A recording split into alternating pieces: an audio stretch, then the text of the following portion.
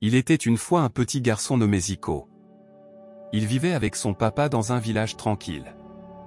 Près de leur petite maison, le père de Zico a planté un petit arbre. Chaque jour, le père de Zico arrosait l'arbre et en prenait soin avec le plus grand soin. Pendant ce temps, Zico regardait en silence, curieux de savoir ce que faisait son père.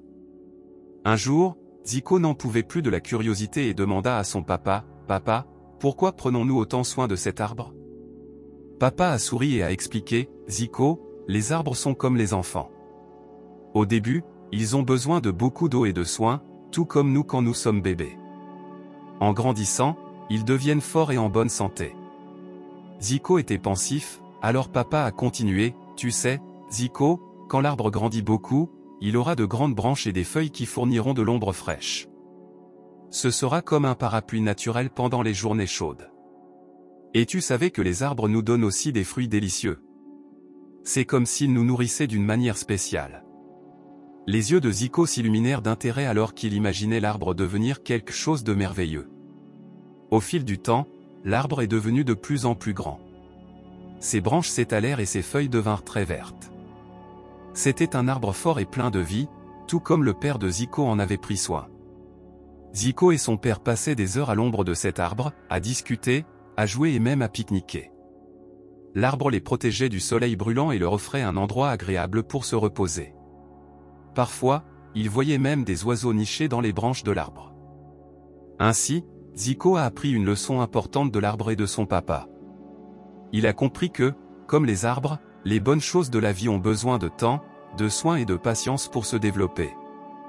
Et quand ils seront grands, ils pourront nous apporter de la joie, de l'ombre et même de la nourriture, tout comme l'arbre dont Zico et son papa ont pris soin ensemble. Et cette histoire nous rappelle que prendre soin des choses qui nous entourent est quelque chose de très spécial. Au fil des années, l'arbre de Zico a vieilli, est devenu plus grand et plus robuste. Elle éprouvait une grande joie à accomplir ses tâches quotidiennes, qui consistaient à arroser ses branches avec des feuilles tendues comme des bras accueillants, prêtes à recevoir les oiseaux fatigués qui cherchaient un endroit où se reposer lors de leur long voyage à travers le ciel. L'arbre a continué à pousser en abondance, offrant une ombre rafraîchissante grâce à ses feuilles généreuses. Cette ombre apportait un soulagement à la fois aux animaux qui y trouvaient refuge et aux humains qui cherchaient à se reposer de la chaleur du soleil brûlant. De plus, il produisait des fruits succulents qui tombaient au sol, satisfaisant la faim des êtres vivants qui les trouvaient. Ces fleurs étaient de véritables œuvres d'art de la nature, s'épanouissant dans des couleurs vibrantes et dégageant des parfums délicats. Ces fleurs avaient le pouvoir de calmer les esprits agités et de toucher le cœur de tous ceux qui les regardaient avec admiration. Sous la terre, les racines de l'arbre s'étendent profondément, comme les fondations d'une maison solide. Ces racines ont joué un rôle essentiel, aidant l'arbre à rester ancré et remplissant également la tâche importante de drainer l'excès d'eau, garantissant ainsi à l'arbre une croissance saine et forte. Au fil du temps, l'arbre de Zico est devenu un symbole de générosité et d'attention. Sa croissance représentait l'importance de nourrir quelque chose dès le début pour récolter d'abondantes récompenses plus tard. Ainsi, l'arbre a continué à jouer son rôle dans le village, apportant confort, nourriture et beauté à tout ce qui l'entourait. Son histoire a rappelé à tous que, comme cet arbre, nos actions et nos soins peuvent prospérer et bénéficier non seulement à nous-mêmes, mais aussi au monde qui nous entoure. L'eau de pluie et la terre desséchée ont travaillé ensemble pour absorber le carbone de l'air, le transformant en air frais et revitalisé. L'arbre éprouvait une profonde joie de faire partie de ce cycle de vie. Pendant ce temps, les années ont passé, mais l'arbre a continué à vivre une vie pleine de contentement. Chaque jour était pour elle une opportunité de servir la planète, et elle n'en a pas gaspillé. Avec ses branches étendues, il offrait abri et repos aux oiseaux et aux créatures fatiguées qui passaient par là. Ses feuilles généreuses offraient une ombre rafraîchissante à ceux qui cherchaient à s'abriter du soleil intense. Ses fruits tombaient généreusement, rassasiant la faim des êtres vivants alentour. Il servait non seulement la faune mais aussi la flore, absorbant l'eau et les nutriments grâce à ses racines profondes et aidant à drainer l'excès d'eau de la terre. Ainsi, elle a contribué au maintien d'un sain équilibre dans la nature. L'arbre était tellement immergé dans sa mission qu'il ne lui manquait rien. Les années ont passé et leur dévouement envers la planète était évident dans chaque feuille, chaque branche, chaque fleur. Elle n'avait pas soif de reconnaissance ou de récompense, existait simplement pour servir. Et même si le monde ne demandait rien en retour, l'arbre était toujours debout, faisant le bien en silence. Elle ne pouvait pas se rappeler de toutes les fois où elle avait aidé, ni même se demander si le monde lui devait quelque chose. Elle vivait simplement en harmonie avec le cycle de la vie, donnant plus qu'elle ne recevait et inspirant tout le monde autour d'elle par son attitude altruiste. Cette histoire nous enseigne l'importance de servir sans attendre de récompense, de contribuer au bien-être de la planète et de tous les êtres qui l'habitent. Comme l'arbre, nous pouvons trouver une véritable satisfaction à prendre soin du monde qui nous entoure, sans avoir besoin de reconnaissance ou de feedback. L'arbre, de par sa nature altruiste, n'avait pas d'ego pour chercher quelque chose en échange de ce qu'il servait. En vieillissant, il est devenu connu sous le nom d'arbre qui donne, symbole de générosité et d'altruisme. Pendant ce temps, Zico a grandi avec une mentalité différente. Son processus de pensée était à l'opposé de celui de l'arbre que son père avait entretenu avec tant d'amour. Tandis que l'arbre était un donateur, Zico est devenu un chercheur, quelqu'un qui s'est concentré sur lui-même. Contrairement à l'arbre qui donne, Zico était motivé par l'égoïsme et la cupidité. Ses désirs semblaient ne jamais finir. Lorsque ses souhaits ne pouvaient pas être exaucés, il éprouvait des sentiments de colère et de frustration, exprimant ses émotions en ramassant et en jetant des objets autour de lui. Et même lorsqu'il parvenait à satisfaire ses désirs, il lui arrivait rapidement d'en créer un nouvel ensemble, sans vraiment trouver de satisfaction durable. Tandis que Givintry continuait d'offrir ses bienfaits à la communauté sans rien attendre en retour, Zico suivait un cycle d'insatisfaction, cherchant toujours plus, sans considérer l'impact de ses actions sur les autres. Cette partie de l'histoire met en évidence un contraste entre l'état d'esprit du donateur altruiste représenté par l'arbre et celui du chercheur égoïste représenté par Zico. C'est un rappel de la manière dont nos attitudes envers les autres et le monde qui nous entoure peuvent façonner nos vies et influencer la manière dont nous trouvons l'épanouissement et le bonheur. L'histoire nous invite à réfléchir sur nos propres choix et attitudes, et sur la manière dont ils peuvent affecter à la fois nous-mêmes et ceux qui nous entourent. Zico a continué à vivre de cette façon, piégé dans un cycle malheureux d'avidité et d'insatisfaction. Ses désirs semblaient le contrôler, le conduisant à une vie de malheur. Ce cercle vicieux de désirs non satisfaits le mettait constamment en colère, et même lorsqu'il parvenait à réaliser ses désirs, de nouveaux désirs surgissaient bientôt, le gardant piégé dans ce schéma. Sa colère constante affectait ses relations.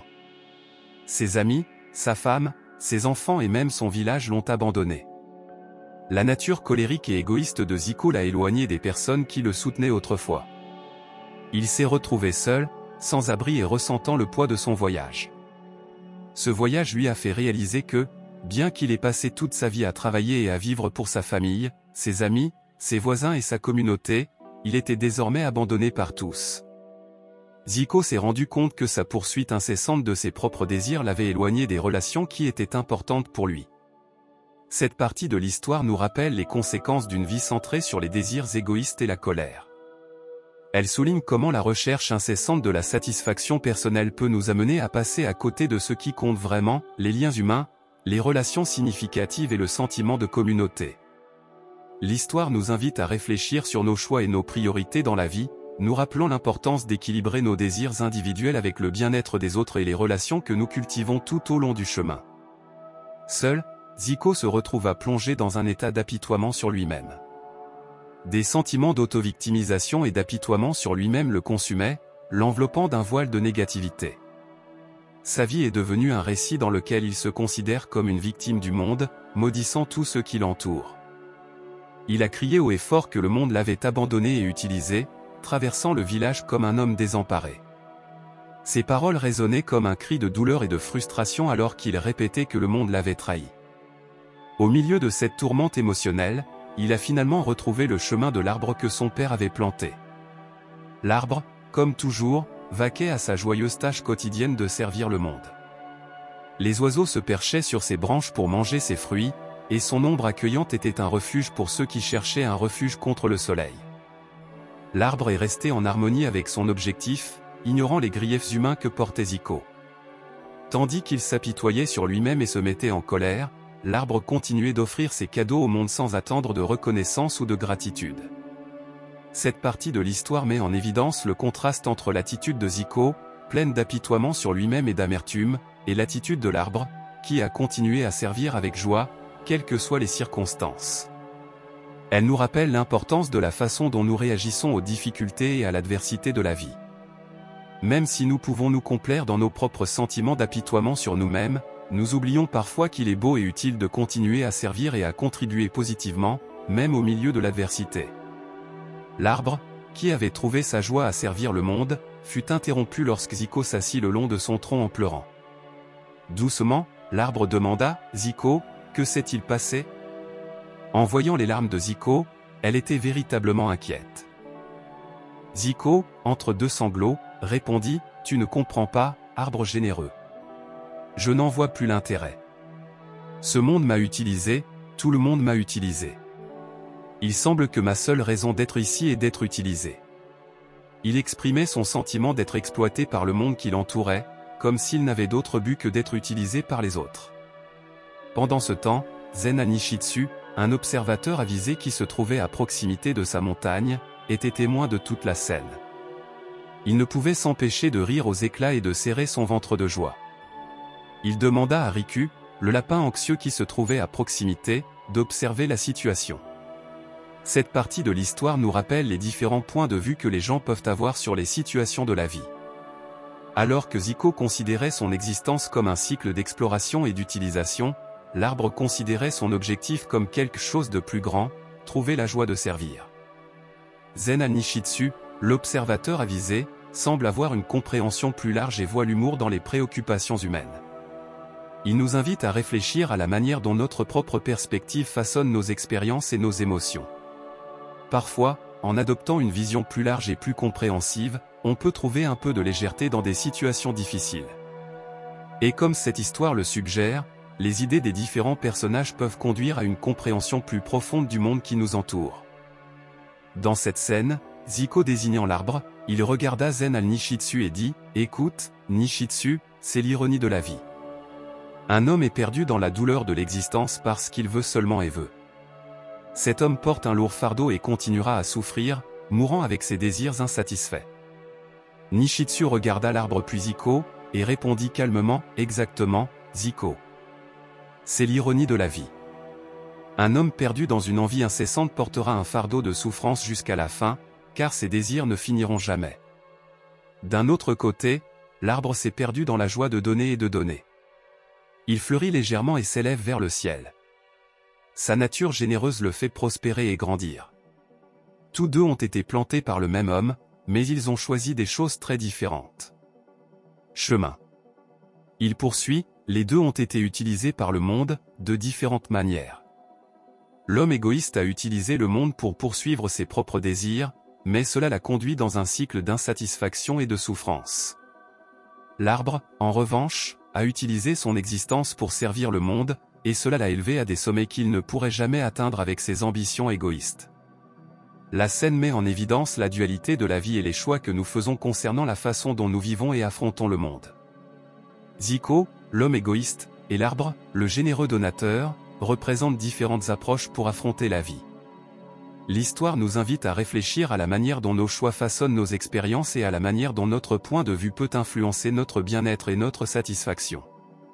Nous sommes tous ici pour jouer notre rôle dans le monde et faire partie de l'existence est une chose merveilleuse.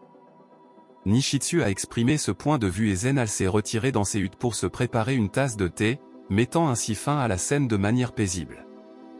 Nishitsu a conclu, notant que ce récit était là pour motiver la réflexion sur la façon dont le monde nous utilise, de diverses manières et sur la façon dont nous pouvons trouver un sens à servir l'existence.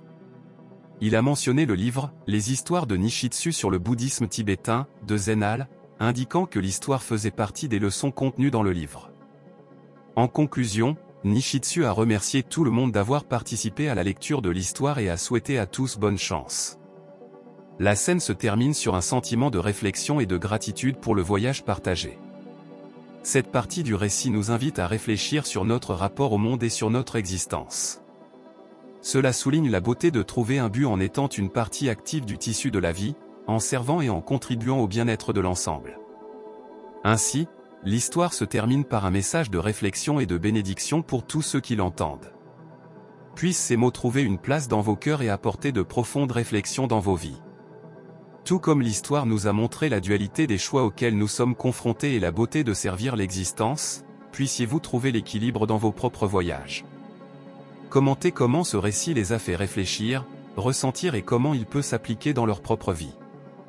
Restez bénis lors de vos voyages et sachez que chaque choix que vous faites façonne le monde qui vous entoure.